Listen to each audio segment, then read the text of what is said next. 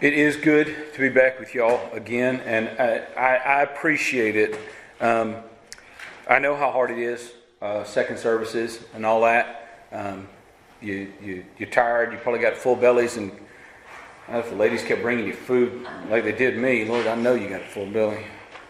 So I know how hard it is. I appreciate it, and I won't belabor you too long. But do continue to pray for us as long as we stand before you. Galatians chapter 5. This morning, Brother Tyler introduced services up there or down there in McAllister, and he talked about the armor of God in 6th chapter of Ephesians. He started in 5 and then went into 6 and talked about the armor, and it was really cool. Some of y'all may know that Brother Tyler is a novelist. He's writing a book, and he's got all kinds of worlds in his mind, and he's developed whole peoples and confederations across planets. It's just crazy what he comes up with. And so one of the things he's been studying is warfare. And he's been studying weapons and armaments and all that kind of stuff. He has a whole suit of armor. Did y'all know that? He's got the helmet, the whole thing. Yeah, it's crazy. Anyway, so he's been studying that kind of stuff. And so what he was able to do, he went through the 6th chapter of Ephesians, through all that, the armor, the breastplate and the loins and the feet and the helmet and all that, shield, sword, the whole thing. And he was telling us about natural armor and why it made sense that Paul wrote the breastplate was righteousness. Right? Why the feet was the preparation of the gospel of peace, and so on and so forth. Why it fit because of the natural things he'd learned about armaments and battle techniques and all. It was really cool. When I get it uploaded, y'all really ought to listen to it. It's only like 15 minutes or something like that, but it was really neat. And so anyway, so I backed up into Ephesians a little bit where he was, chapter 5, and jumped off over here into what I had intended to preach on in Galatians chapter 5 and never really got to it. And so now y'all have to hear it. So you're just going to have to deal with it. So anyway, so the 5th chapter of Galatians here in verse 1. Stand fast, therefore, in the liberty wherewith Christ hath made us free. And be not entangled again with the yoke of bondage. Behold, I, Paul, say unto you, that if ye be circumcised, Christ shall profit you nothing. For I testify again to every man that is circumcised, that he is a debtor to do the whole law. Christ is become of no effect unto you. Whosoever of you are justified by the law, ye are fallen from grace.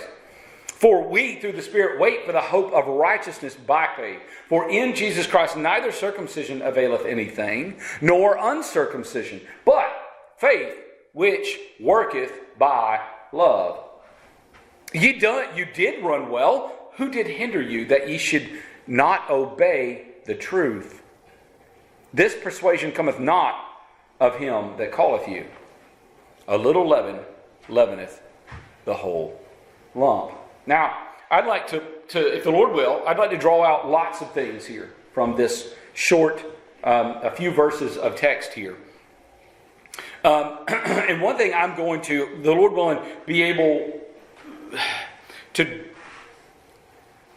a picture I want to paint for you, an overarching aspect of this. It's not the theme, really. It's the way he's presenting this that I don't think we pick up. Okay?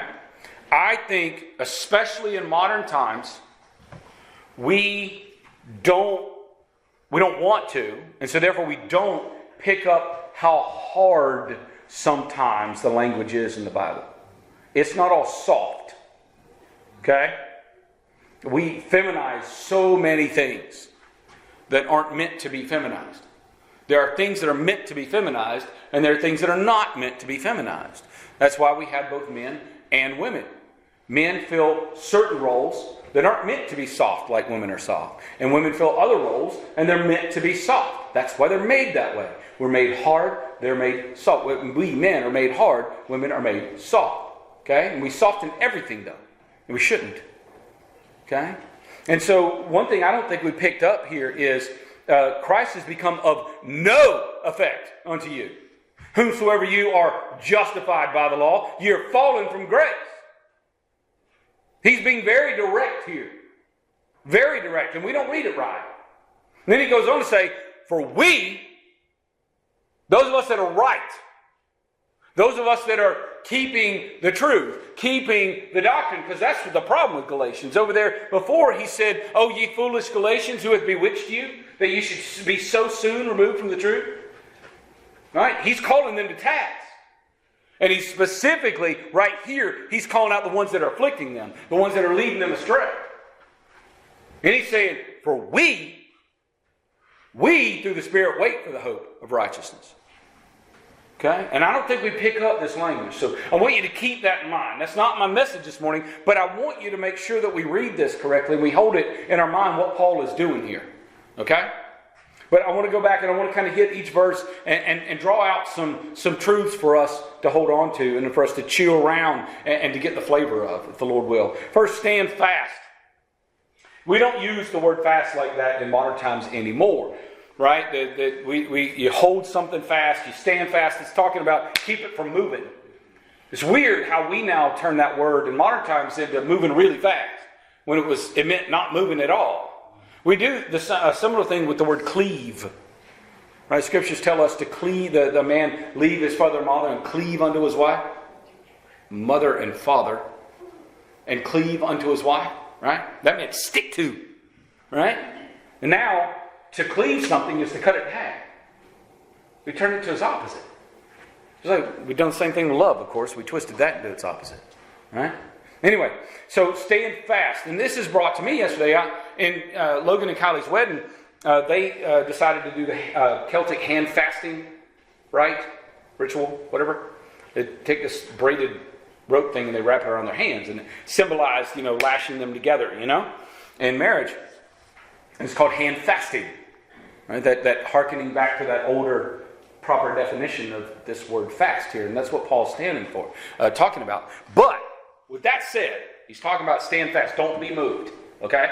And we can go back over there to Ephesians chapter 6 again, where he goes through the armaments and everything. And he tells us to stand.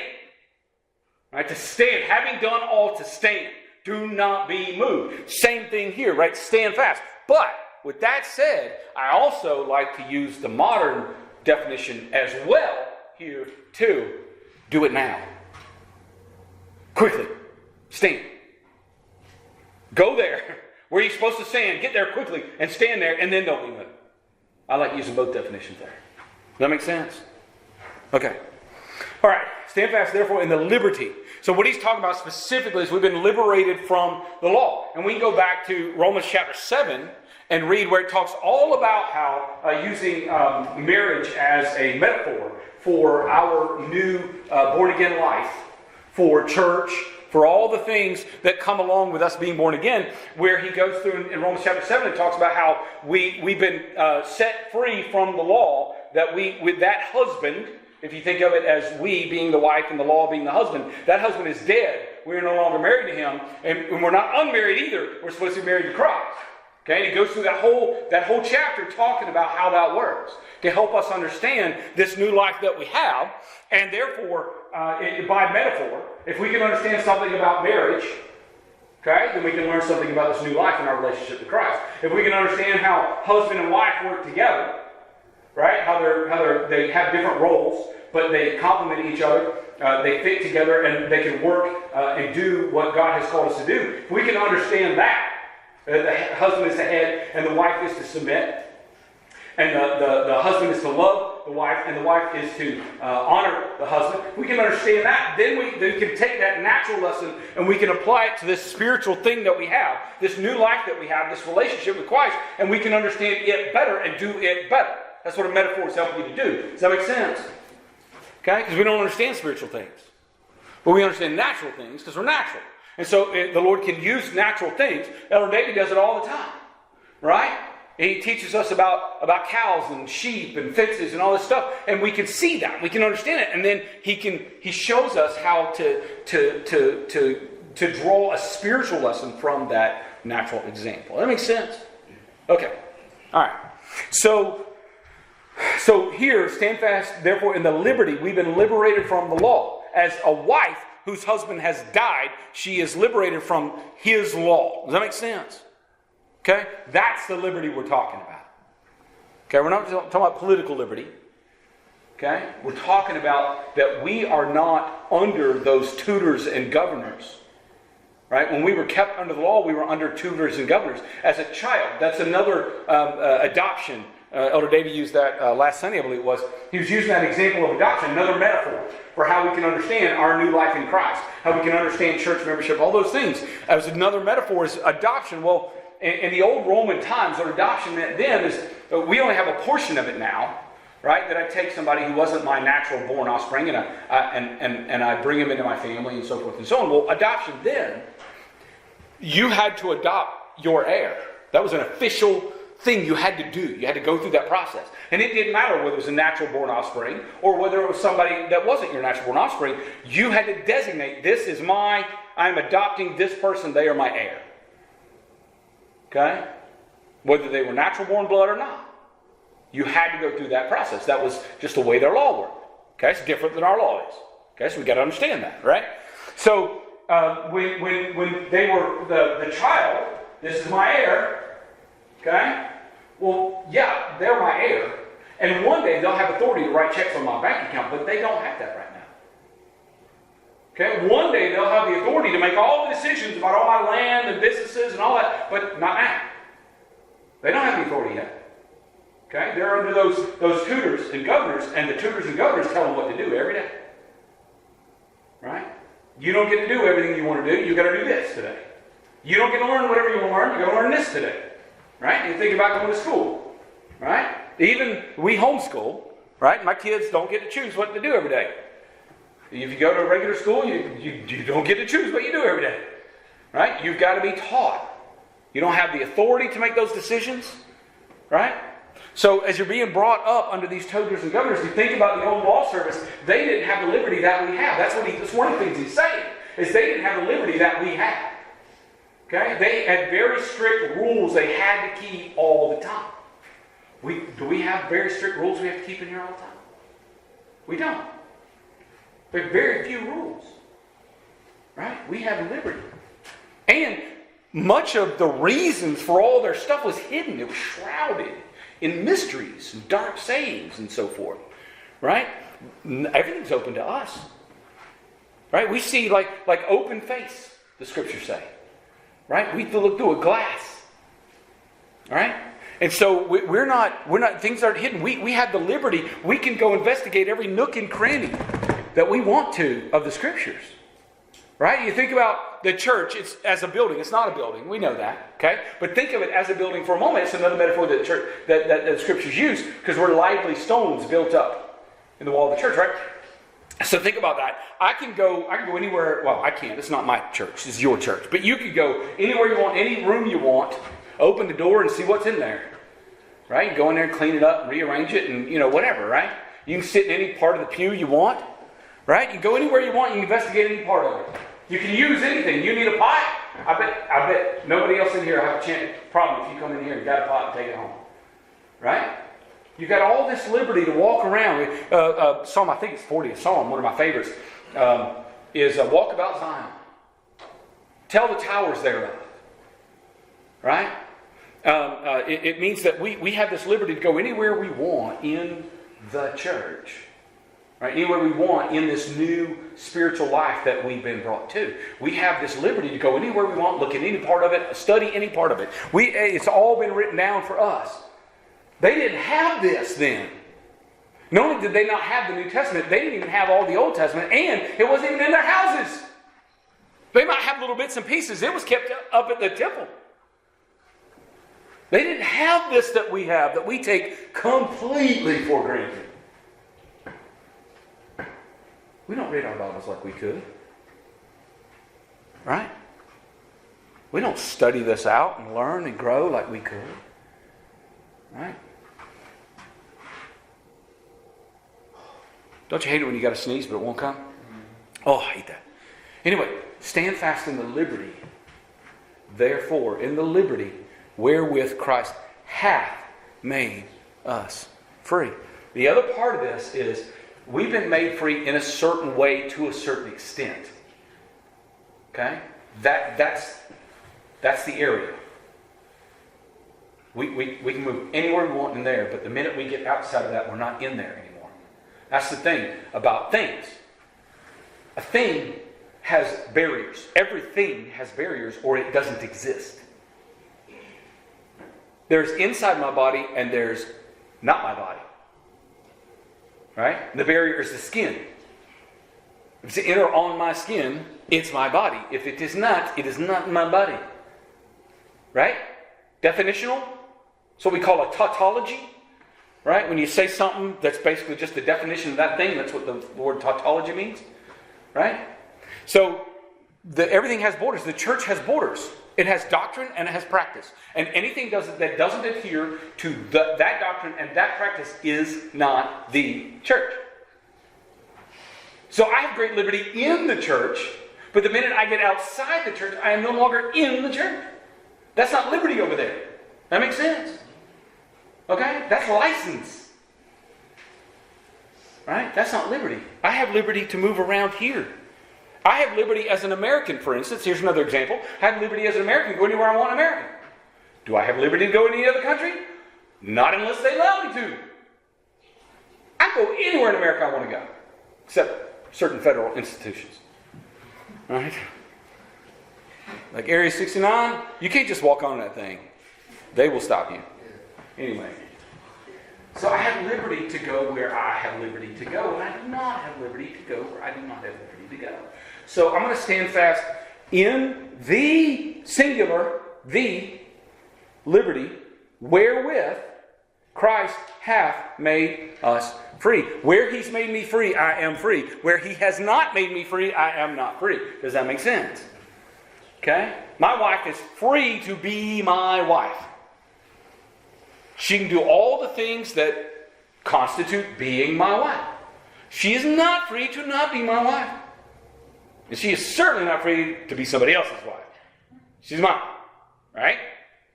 So she got great liberty in that role, but only in that role. Right? She can spend my money apparently however she wants to. Right? She can come into the house because it's hers too. Right? But she can't come into your house because it ain't hers. Okay?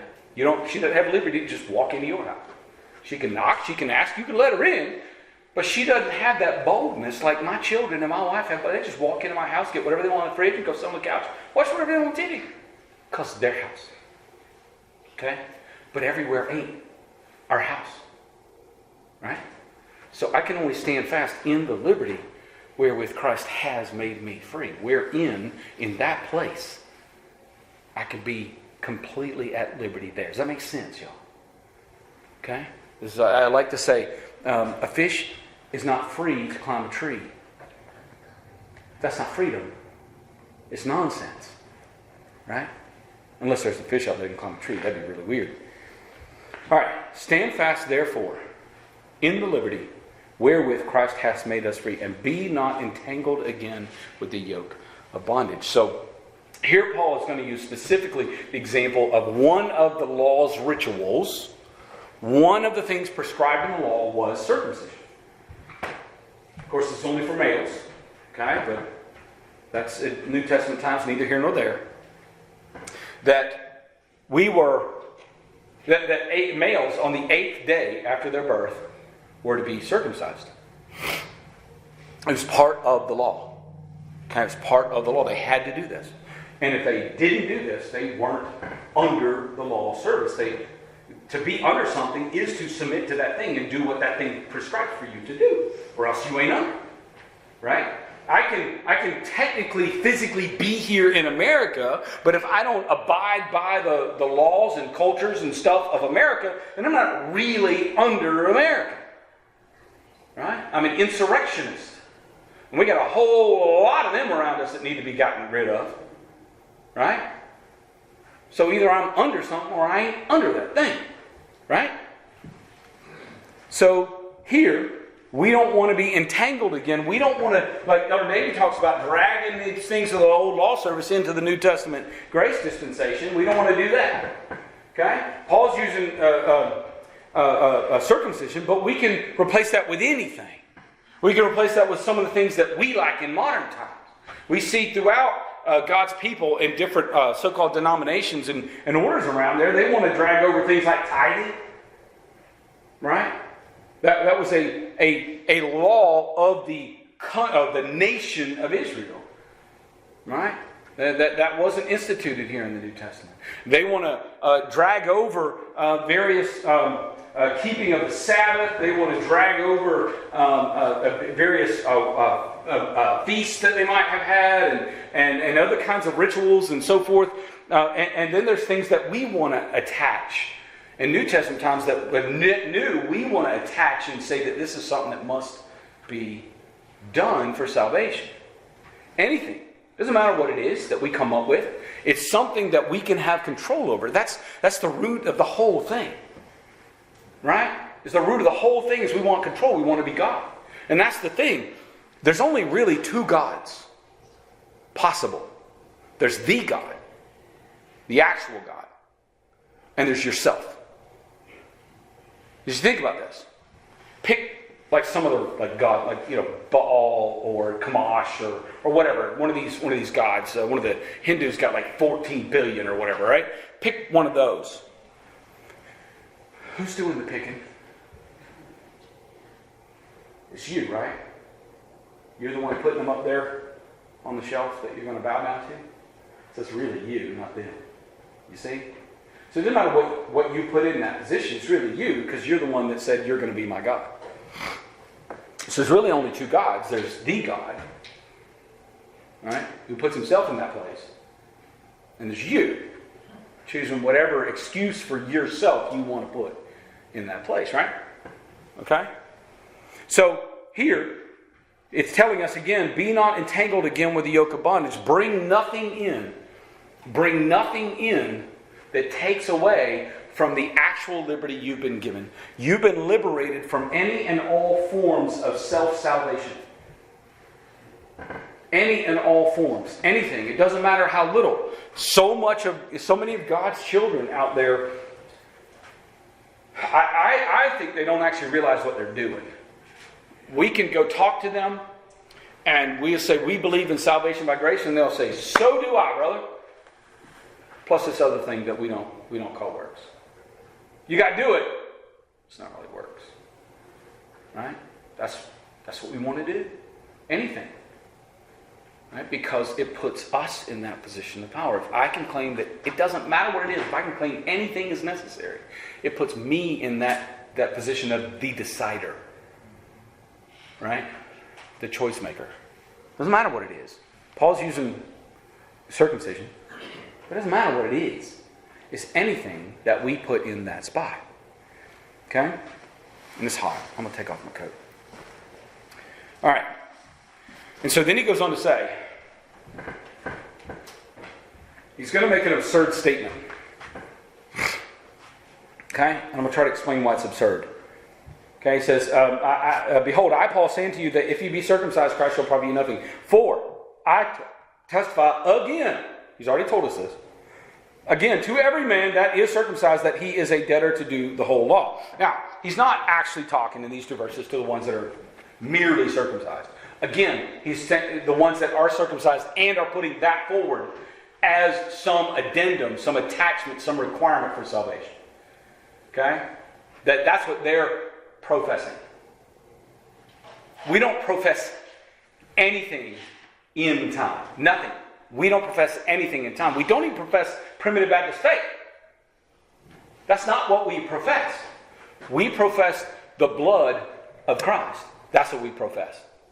That's all that we profess. Right? And we profess it in hope that we are one of the ones covered by that blood. Okay? But that's what we profess. We do not profess. You don't ask me, how do you know you're saved? Because I'm circumcised. Right? Because I got baptized. Right? Because I joined the church. Because my name's down on the roll. Because I paid enough to get on the front pew. You know there's actually churches where you got to do that? Well, I'd be out. Lord have mercy. So he's talking here to the ones that are professing this. And he goes hard. He goes hard. Okay? He says if you think, I've already told you that the law was never to save you. It couldn't. It wasn't designed for that purpose. Didn't have that ability. It was vain for you to use it for that purpose. He's already told him that. Okay? And now he's saying, look, if you say that merely circumcision is what's going to save you, I'm telling you that you got to do the whole law. That law was not for you to fulfill. That law was for Christ to fulfill. The law to you was to teach you that you needed a Savior and what He was going to look like when He came. What He was going to accomplish when He came. That's what the purpose of the law was, to convict us of our sin, show us that we needed a Savior, and here's the one who's going to, when He comes, here's how He's going to deliver you. He's going to be able to keep that law, but you can't keep. That was the whole purpose of the law. So, if you're going to twist it and say, no, it will save me without a Christ, without a Messiah, without the God-man, then you're going to do the whole thing, because He came to do the whole thing. Okay? That's what He's saying. And He goes hard. He says, Christ has become of no effect to you. Remember who He's not talking to atheists. He's not talking to unbelievers. He's talking to the church. That ought to feel hard. That's not soft language. That's not you just keep right on being wrong. You just keep harboring whatever that sin is you want. And this is whether it's the big ones out there that we see, that we hate, but it's also the ones we like to hide over here in the corner of our heart, not let anybody else see.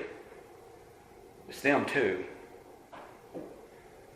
Right? I'm the one that's putting that thing up there on that altar, right? Not them. They don't get to tell me what my God is. I do that. Right? Christ has become of no effect unto you. And if that doesn't immediately bow your head and bend your knees, then you ain't listening to this. You ain't paying attention to what He's saying. You're not reading it in the right way. Okay? Christ has become of no effect unto you. Okay. I don't want that. All right, I don't want that. I thought I could have Christ and I can have this other thing too. I don't want Him to become of no effect to me and leave me and this other thing all alone by ourselves. I don't want that. I thought I could have them both. But you're telling me I can't have them both now. That if I have this one, that's all I got. Right? Christ has become of no effect. Whosoever of you are justified by law. Who's justified by the law? Anybody? Has there ever been one person justified by the law? Maybe him. Certainly none of us. So he's not talking about humans who are actually justified by the law. He's saying again, what are you professing? He's saying those that are professing that they're justified by the law.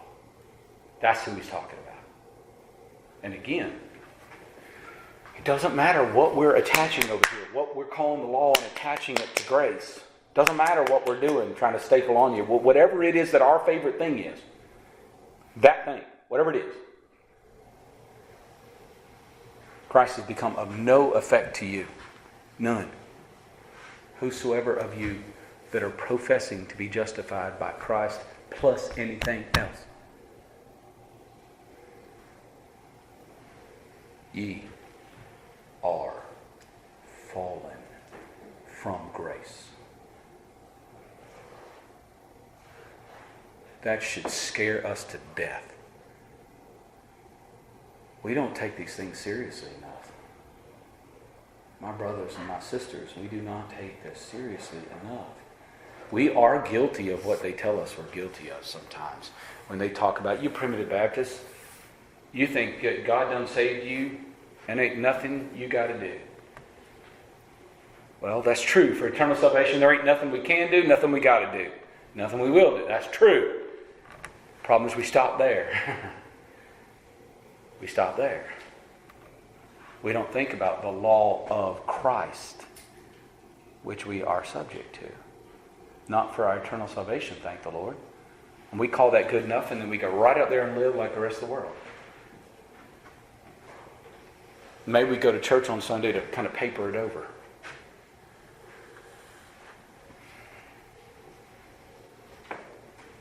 Ye are fallen from grace. That should scare the daylights out of us.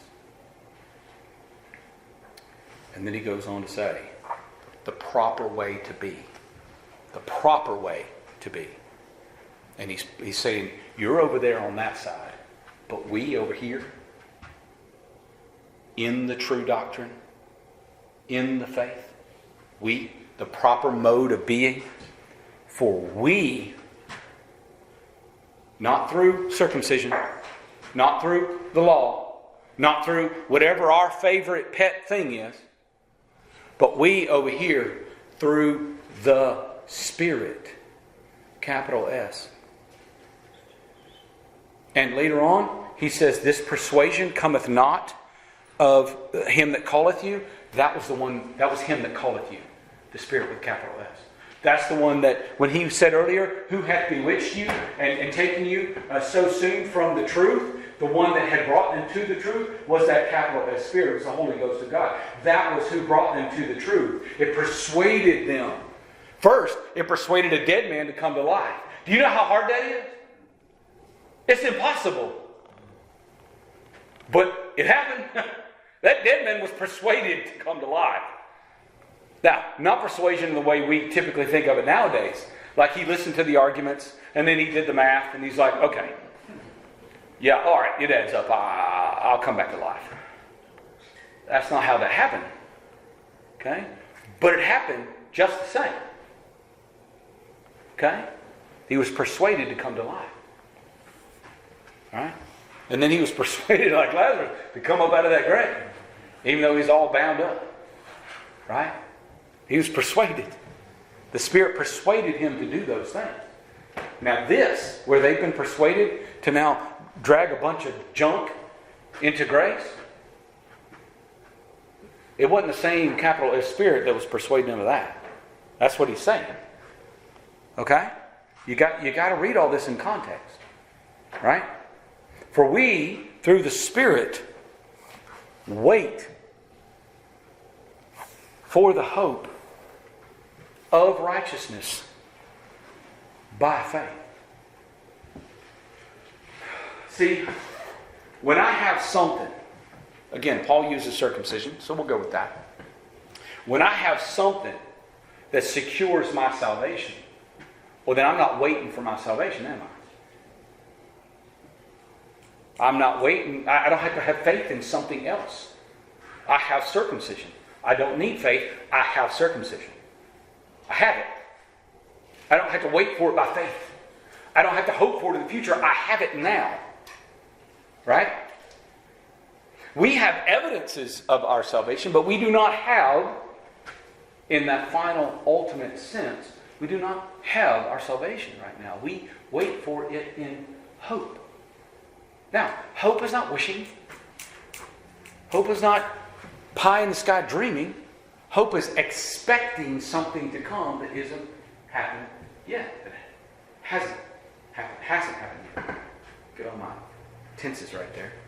We're waiting for something and we expect it to happen because we have promises of God. And all that we're hoping for out in the future is built on the promises of God. It's not dependent upon anything in man. It's not dependent on anything in time. It's only dependent on the promises of God. And that's why we can trust and expect it to happen. And that's why we hope for it and we do not wish for it. Does that make sense? Okay? So we, over here, through ourselves, no, it doesn't say that. We, through circumcision, doesn't say that. We, through the preacher. We, through baptism. It doesn't say any of those things or anything else. It says we, through the Spirit. That's the only way we can do this. We, through the Spirit, when we try to trust in anything else, anything. Again, Paul uses circumcision. Pick whatever your favorite thing is. Then you're not in the Spirit. You're not trusting in the Spirit. You're not waiting in the Spirit. You're not doing this through the Spirit. Because the Holy Ghost is God. There's no contradiction in God. There are no degrees in God. For we, through the Spirit, wait for the hope of righteousness by faith. They're broken up in different phrases, put together, but there's no lines of separation. As I said this morning, we're a body. The body of Christ, the church, is a body, and we can sort of. We look at, all right, this is the hand, and that's the wrist, and this is the forearm. But where are the exact, precise lines between those things? Okay, you can probably go ask an anatomist, and I bet they won't be able to answer any better than we can. Right? There are no clear delineations between them. We can generally see, well, the hand ends somewhere around here, and the wrist begins somewhere around there. But we can't precisely draw lines between them because they're interconnected. Okay? And as with the body, so with this. We have for we through the Spirit. Well, first we have for we. Then we have through the Spirit. Then we have wait. Then we have for the hope. Then we have of righteousness. And we have by faith. And it seems like they're all broken up. And we can talk about each one in isolation from each other. And we have to do that to some degree. But they can't actually be broken up from each other. It all works together, or you have to have all of it there, or you got nothing. Just like we know that evolution, so-called macroevolution, single-cell organisms, working into more and more complex. We know that that's absurd. We know that it can't possibly work, right? Because an eyeball doesn't work unless all the parts of the eyeball are there all at once, and the brain that it plugs into is there, and so forth and so on. It's too interconnected. You have to have all of it there all at once, or it's worthless. It's no good. So here, we have to have this whole verse. For we through the Spirit wait for the hope of righteousness by faith. And not only that, it starts with for, which joins it back to the previous verse. All right? And of course it sits in the middle of a chapter, which sits in the middle of a letter, which sits in the middle of a book. None of it can be divorced from any of the rest of it. It's why in Isaiah, when it tells us, I believe it's Isaiah, when it tells us the way that we properly interpret the Scriptures, is line upon line, precept upon precept, precept upon precept. Okay? And it's not just repeating itself for emphasis, although it is doing that. It's talking about when I'm reading a verse here, line upon line, and line upon line. Above it, what came before it, and what comes after it. Line upon line, and line upon line. It's got to fit with that in its immediate context. But then precept upon precept, precept upon precept, the rest of the Bible before it, and the rest of the Bible behind it, after it. Right? It's got to fit within the context. You can't have any contradictions anywhere, or else none of it is true. Or at least you can't know about any of it, what parts of it is true and what part of it isn't. Right? So this has to fit in context. Right? For we through the Spirit, not we any other way. Well, first, who are the we? But I don't have time. We gotta leave that alone. We through the Spirit, not any other way, but through the Spirit, we wait. Does it say we work? It doesn't say that. It says we wait. Okay? Can we speed it up? I suppose, in a certain sense, you could say, but I don't know how to do it. I can't speed it up other than killing myself. All right? So we wait. That's what we got to do. And what are we waiting for? Waiting for that hope. And we already talked about what hope really means, but we're hope of righteousness. And that of doesn't just mean what the ultimate thing we're hoping for out there in the future. Okay? That the hope also comes from righteousness, which means in a sense we already have the righteousness. We have the righteousness of Christ placed on our, if you think of it this way, on our account in the holy court of heaven. Right? It's on the evidence side. Okay? So when it comes to the guilt that we have for the sin that we have ungodly committed, that guilt is not sitting there that evidence is gone. That evidence has been placed on Christ as if he committed them. Okay? The only evidence that's sitting there on our side is the righteousness of Christ. That's how we're getting to heaven when we die. Okay, but it's not waiting for that. We've been born again. Well, that only happens when the righteousness is applied to you here in time, in life. Right? And the Holy Spirit comes and borns you again because the righteousness of Christ has been applied to your account, and now it's being applied to your physical body. Okay? Now, you're not completely glorified. You still have the old man. Okay? But right now, right here, in time, the righteousness of Christ is applied to you in measure. Okay? So that hope you now have, that came at that moment when you were born again, it came from that righteousness. Does that make sense? So of in sense of from. Okay? So it's not just we're hoping for something out in the future we don't have yet. It is that. But it's also that we have that hope because we already have it, and even though we don't have it yet. That make sense? Okay? All right.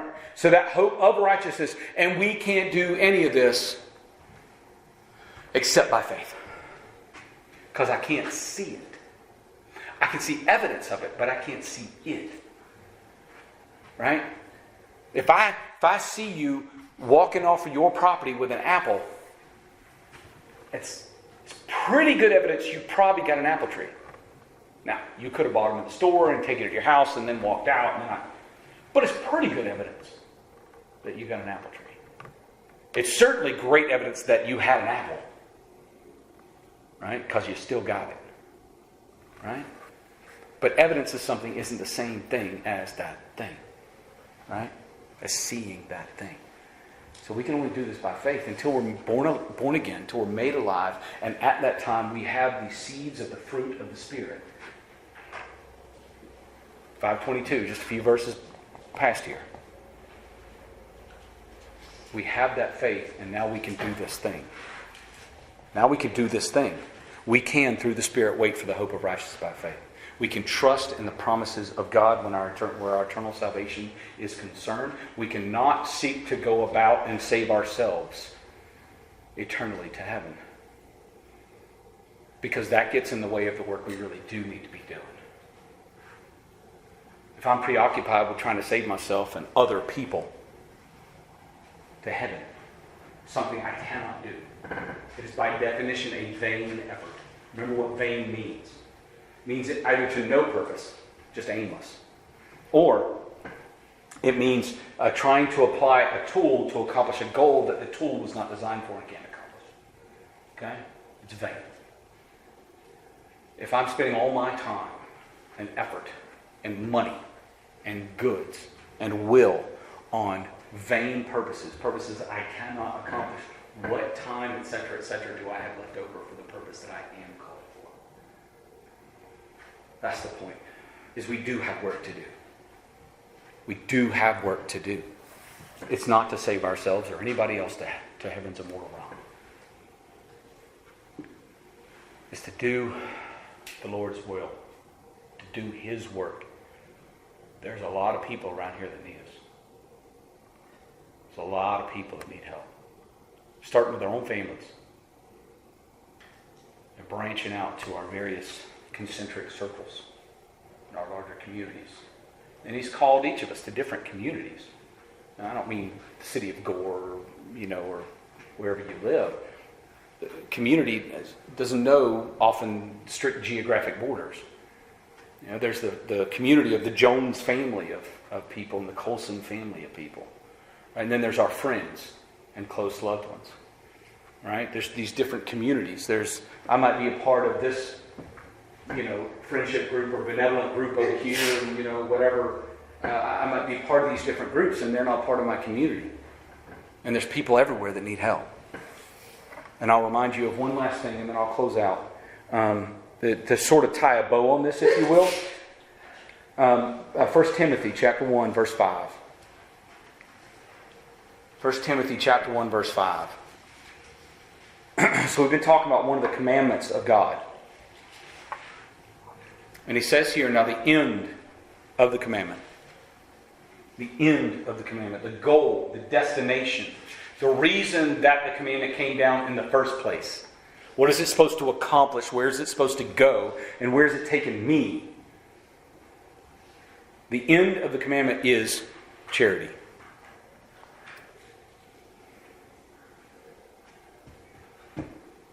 First Corinthians chapter 13 can tell me all about charity. Okay?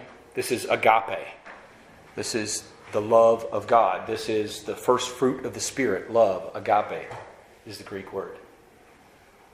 Now the end of the commandment is charity out of a pure heart and of a good conscience and of faith unfeigned. That's the point. That's what I need to be spending all of my time on, all of my money on, all of my worldly goods, all of my effort, all of my will. I need to be spending it on that. Now, unless I read my Bible, I can't know that. Unless I study my Bible, I can't understand what really is charity and what really isn't charity, because the world will tell me, it'll redefine all the words and tell me that black is white and white is black. That good is evil and evil is good. That love is hate and hate is love. This is the only place I can read and learn about what these things mean so that I can put them into practice. Put them into practice and not some other thing that I call by their name. The end of the commandment is charity. That's what we're to do. And the Lord multiply His blessings is my prayer.